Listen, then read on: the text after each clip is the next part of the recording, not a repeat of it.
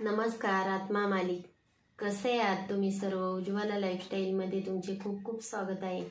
बहरलेली फुले तुम्हा सर्वांना सुगंध देव, परमेश्वर तुम्हाला सुखात ठेव अशी मी माझ्या सद्गुरूंच्या चरणी अगदी मनापासून प्रार्थना करते आणि आजच्या व्हिडिओला सुरुवात करते. आजचा व्हिडिओ म्हणजे गुरूंबद्दल आहे. तर आता आलेली आहे गुरुपौर्णिमा. गुरु हा संत कुळीचा राजा आहे. गुरु हा माझा प्राण आहे. गुरु हा माझा विसावा आहे. गुरु विना दुसरा देव मला माहित नाही. गुरु विना देव न दूजा. संतांचा राजा म्हणजे गुरु आहे. गुरु हा माझा प्राण आहे. गुरु हा माझा विसावा आहे. अभंगातून सांगितलेले आहे. गुरु हा सुखाचा सागरू. गुरु हा प्रेमाचा आगरू.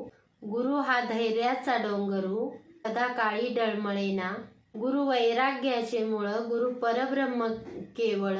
गुरु सोडवी तत्काळ गाठ लिंग देहाची. गुरु हा सुखाचा सागर आहे. गुरुमुळे धैर्य येते. गुरु हा कधीच न डगमगणारा असा गुरु असतो. गुरु वैराग्य धारण करतो. म्हणूनच गुरु साक्षात परब्रह्म आहे. गाठ लिंग देहाशी. संकट जरी आले तरी मला गुरु सोडवणार आहे. त्यासाठी हृदयात मला माझ्या परमेश्वराची गाठ घालून घ्यायची आहे. गुरु हा साधकासी साह्य. गुरु हा भक्ता लागी माय. गुरु कामधेनु गाय. भक्ता घरी दुबत असे. जो जो मनापासून सेवा करेल, जो जो मनापासून परमेश्वराची भक्ती करेल, तिथे गुरु आहे. गुरु भक्ताची माय आहे. जशी गाय वासराला जवळ घेते तसा गुरु शिष्याला जवळ घेतो, प्रेम देतो. गुरु घाली ज्ञानांजन. गुरु दाखवी निजधन.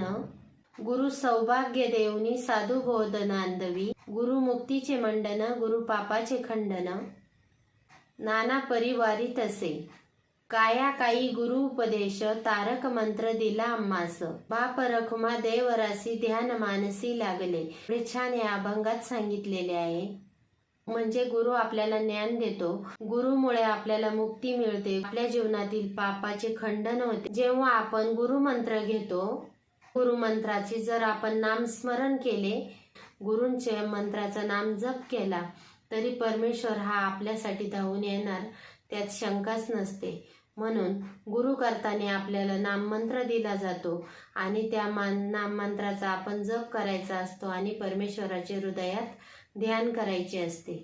आणि अंतःकरणापासून जर परमेश्वराला जवळ बोलवले तर परमेश्वर हा आपल्या जवळच असतो. गुरुमुळे एक प्रकारचे धैर्य येते.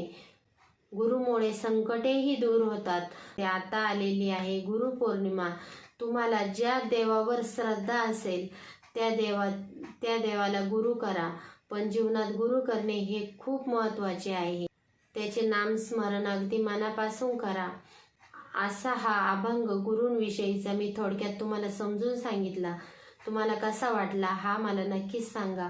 आणि आपला जर व्हिडिओ आवडला तर जास्तीत जास्त व्हिडिओला लाईक करा. जास्तीत जास्त लोकांपर्यंत शेअर करा आणि जास्तीत जास्त सबस्क्राईब करा.